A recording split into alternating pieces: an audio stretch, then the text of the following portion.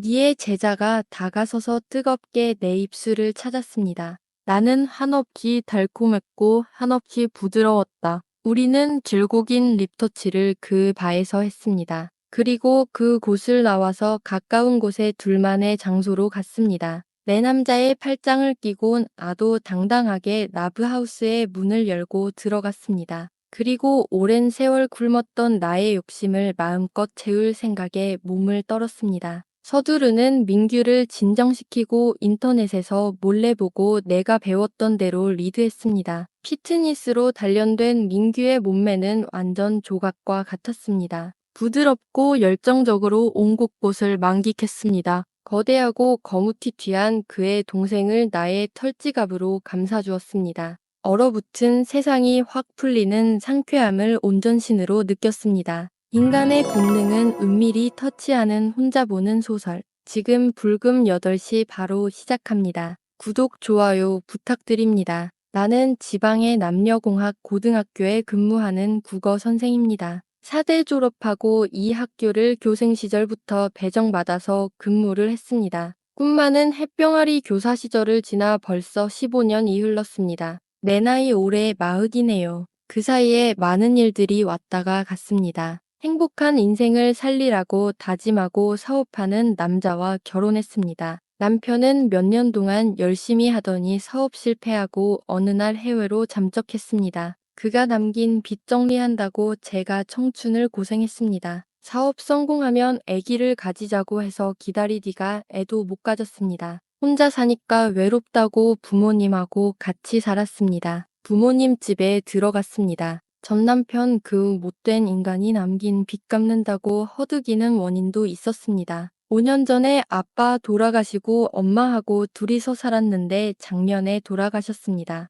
엄마는 림프종 혈액암에 걸려서 1년 투병하다 떠났습니다. 몇 년에 한 번씩 불행이 닥치니 다시 재혼할 틈도 없이 40이 되고 말았습니다. 세월이 어찌 가는지도 모르고 정신없이 가버렸습니다. 허탈하고 힘없는 하루하루가 흘러갔습니다. 학교에서 수업도 그냥 아무 생각 없이 했습니다. 부모님 유산 삼형제가 나누어서 가졌습니다. 나는 아파트 분양받아 3달 전에 입주했습니다. 방 3개짜리 새 아파트에 혼자 덩그러니 삽니다. 아빠 때부터 키워온 오래된 고양이가 한 마리 있습니다. 하도 애가 잠만 자고 조용하니까 있는지 없는지도 모릅니다. 이런 조용하고 맥 빠지는 내 생활에 어젯밤 대사건이 생겼습니다. 방학 때라 별로 바쁘지도 않고 불금이라 집에 있었습니다. 오랜만에 고교 동창 은영이가 연락이 왔습니다. 저녁에 술 한잔 하자는 것입니다. 싱글 마더인 그녀는 딸이 부모님 집에 가서 오늘 없다고 합니다.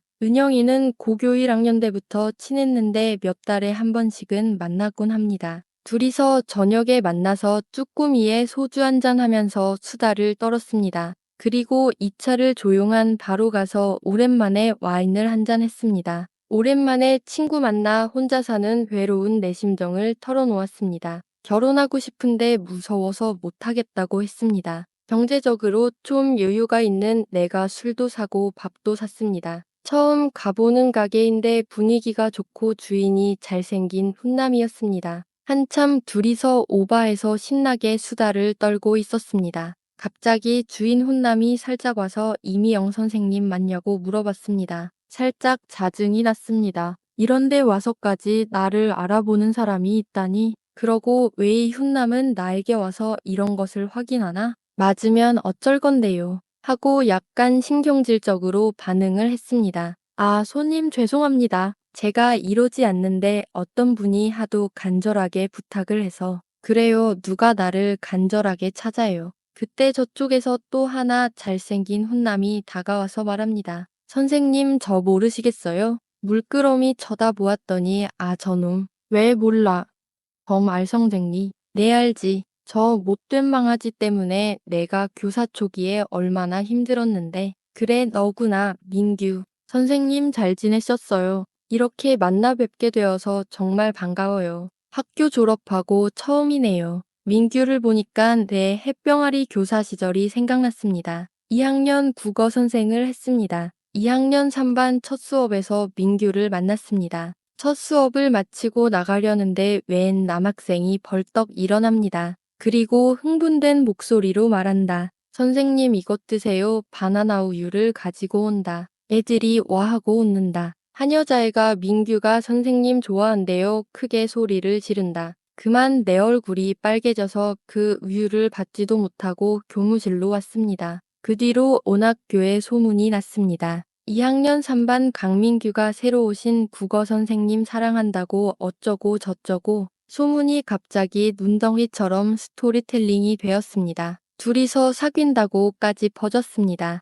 나중에는 둘이 데이트하는 것 같달 아는 말까지 나왔습니다. 교생 시절부터 강민규가 따라다녔다. 내가 부인을 하면 할수록 사건은 더 커져갔습니다. 내가 그날 얼굴이 빨개진 것이 둘이 사귀는 증거이다. 문제는 민규 그 자식이었습니다. 부인도 안 하고 그저 묵묵부답 가만히 있을 뿐입니다. 학교에서 민규를 부딪히기라도 하면 그저 아무 말 못하고 나를 볼 뿐이었습니다. 온갖 소문이 나면서 민규가 졸업해서 서울로 가기까지 시달렸습니다. 저는 숨도 못 쉬고 그 2년을 조심조심 학교 생활을 했습니다. 전 남편 그 인간을 잘 알아보지도 않고 결혼하게 된 것도 그 때문이었습니다. 나 결혼할 듬직한 남자 있다라는 것을 학교에 빨리 보여주고 싶었습니다. 그 원수를 오늘 우연히 여기 술집에서 만난 것입니다. 오랜 세월이 지나서 민규를 보니 그 햇병아리가 멋있는 남자가 되어 있었습니다.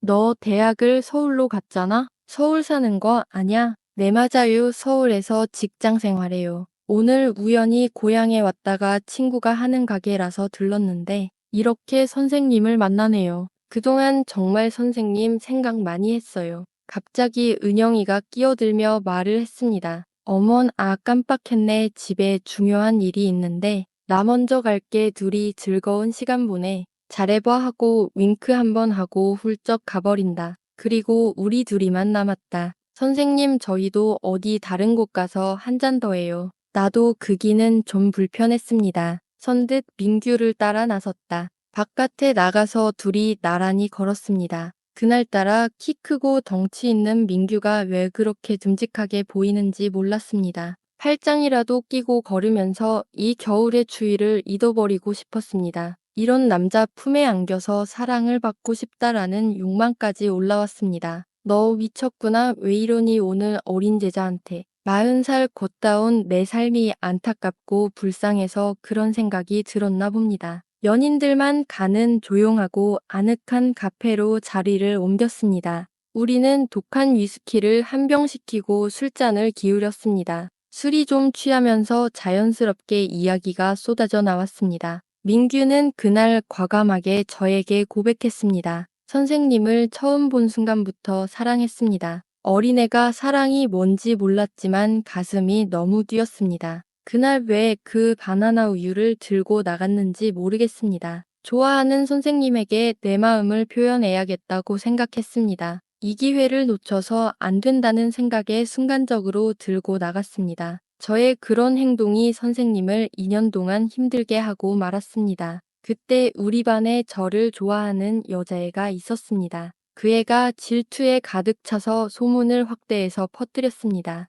나는 그날 술이 좀 취하고 내 인생이 갑갑해서 우울했습니다. 그래서 만만한 민규한테 할 말 안 할 말 막 했습니다. 그래 이놈한 허 때문에 내가 얼마나 힘들었는지 알아? 막부임해서 2년 동안 너 때문에 숨소리도 못 내고 학교 생활했어. 결혼할 남자 있다는 거 보여주려고 급하게 소개팅 받고 잘 알아보지도 못하고 약혼하고 결혼하고 해가지고 이혼하고 이제 40에 애도 없고 남편도 없고 부모도 없는 독신녀가 되었어. 너는 서울 가면 따뜻한 가정에 이쁜 마누라가 있겠지만 나는 불 꺼진 커다란 아파트에 혼자 가서 불 켜고 자야 돼. 이 추운 겨울에 따뜻하게 팔짱 끼고 같이 거들 듬직한 남자도 없어. 난 때문이야. 이 나쁜 놈아 책임져. 막 이렇게 말도 안 되는 소리를 하면서 하소연했습니다. 갑자기 민규가 내 입을 손가락으로 막으면 애 옆으로 와서 껴안았습니다.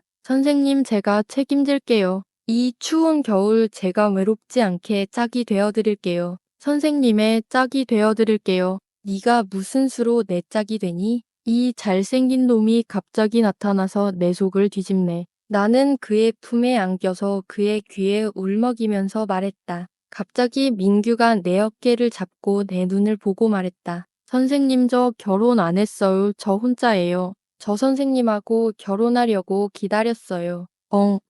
이게 무슨 말인가? 민규가 다가서서 뜨겁게 내 입술을 찾았습니다. 나는 한없이 달콤했고 한없이 부드러웠다. 우리는 길고 긴 립터치를 그 바에서 했습니다. 그리고 그 곳을 나와서 가까운 곳에 둘만의 장소로 갔습니다. 내 남자의 팔짱을 끼고 나도 당당하게 라브하우스의 문을 열고 들어갔습니다. 그리고 오랜 세월 굶었던 나의 욕심을 마음껏 채울 생각에 몸을 떨었습니다. 서두르는 민규를 진정시키고 인터넷에서 몰래 보고 내가 배웠던 대로 리드했습니다. 피트니스로 단련된 민규의 몸매는 완전 조각과 같았습니다. 부드럽고 열정적으로 온 곳곳을 만끽했습니다. 거대하고 거무튀튀한 민규의 동생을 나의 털지갑으로 감싸주었습니다. 얼어붙은 세상이 확 풀리는 상쾌함을 온전신으로 느꼈습니다. 민규의 강력한 공격에 나는 가물어치는 줄 알았습니다.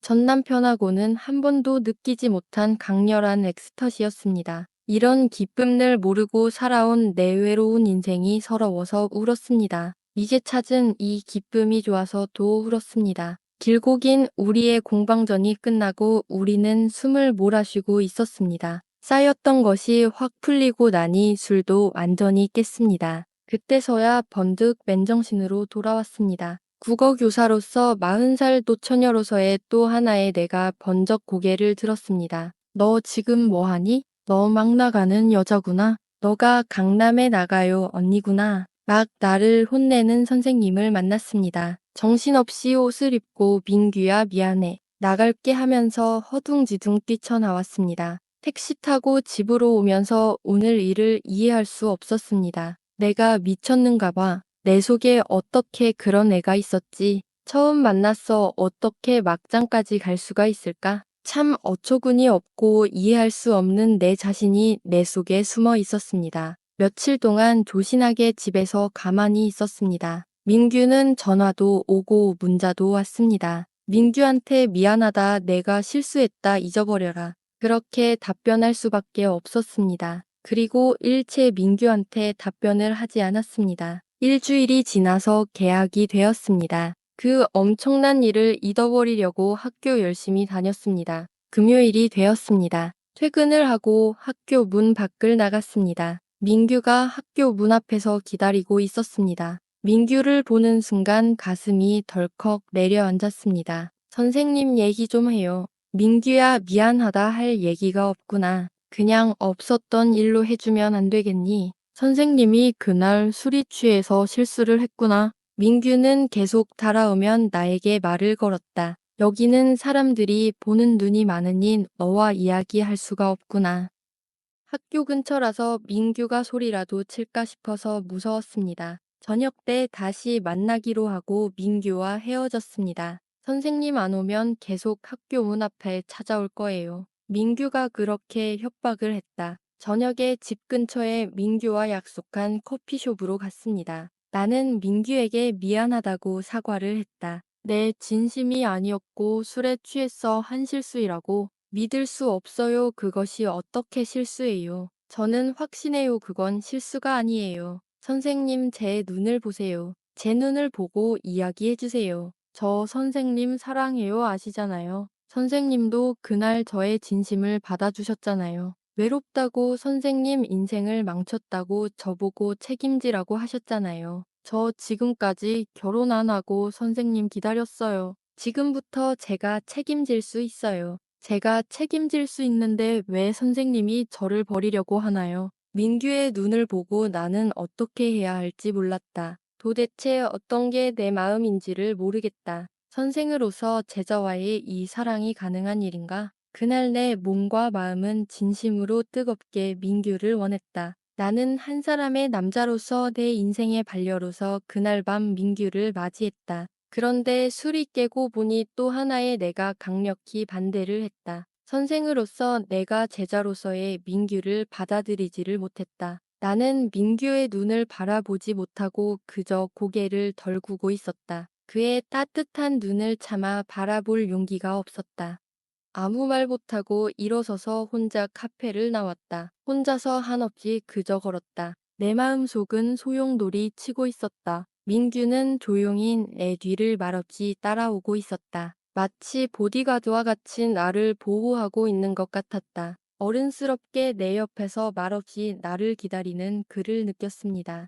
얼마나 걸었을까 문득 보니 우리 아파트 사거리까지 와 있었다. 불 꺼진 내 아파트 거실이 눈에 확 들어왔다. 불 꺼진 거실을 볼 때마다 얼마나 마음이 외로웠던가. 저 아파트를 분양받으면서 사랑하는 사람과 같이 살기를 간절히 기도했었는데 내 속에서 또 하나의 내가 나를 보고 간절히 말했다. 잘 봐, 지금 너 옆에 민규가 있잖아. 지금 그와 같이 저 집에 올라가서 거실에 불을 같이 켜면 되잖아. 그래, 지금이 내 인생의 유일한 기회야. 나는 저 남자 지금 놓치면 평생 불 꺼진 집으로 퇴근해야 돼. 그리고 나는 용기 내어 그에게 가서 손을 잡고 내 아파트로 올라갔다. 내 속에 선생이 뭐라고 하던 나는 더 이상 불 꺼진 집으로 혼자 퇴근할 수는 없어. 집으로 들어가줘. 따뜻하게 민규를 포옹했다. 그리고 말했다. 이제 이 집에 내 남자가 되어서 평생 나를 따뜻하게 보호해줘. 민규는 나를 뜨겁게 포옹하며 내 입술을 찾았습니다. 그렇게 우리들의 두 번째 뜨거운 밤은 시작되었습니다. 인생은 어쩌면 생각지도 않은 곳에서 기회가 옵니다. 내 마음이 열려 있다면은 그 기회를 잡을 수 있는가 봅니다. 민규는 서울에 직장을 그만두고 내 집의 주인이 되어서 들어왔습니다. 우리는 이 집에서 아들 놓고 딸 놓고 알콩달콩 살아볼 생각입니다. 나는 매일 밤 남편에게 달라붙습니다. 잃어버린 30대를 보충하기 위한 내 욕심은 끝이 없습니다. 착하고 사랑스러운 나의 제자 신랑은 언제든지 나를 받아줍니다. 아기를 가지기 위해 매일 밤 사랑을 나눕니다. 하하하 신나고 행복합니다. 내가 그날 밤 정말 기막힌 선택을 했습니다. 구독자 여러분, 오늘의 이야기는 여기까지입니다. 내 속에 여러 명의 내가 있습니다. 가끔씩 다른 나의 이야기도 들어야 합니다. 항상 건강하시고 행복하십시오. 저는 요즘 늙어서 그런지 눈이 침침하네요. 구독자 여러분도 눈 관리 철저히 하십시오. 인간의 본능을 은밀히 터치하는 혼자 보는 소설. 다음 주 불금 8시에 더 짜릿한 스토리로 찾아뵙겠습니다. 구독, 좋아요 간절히 부탁드립니다.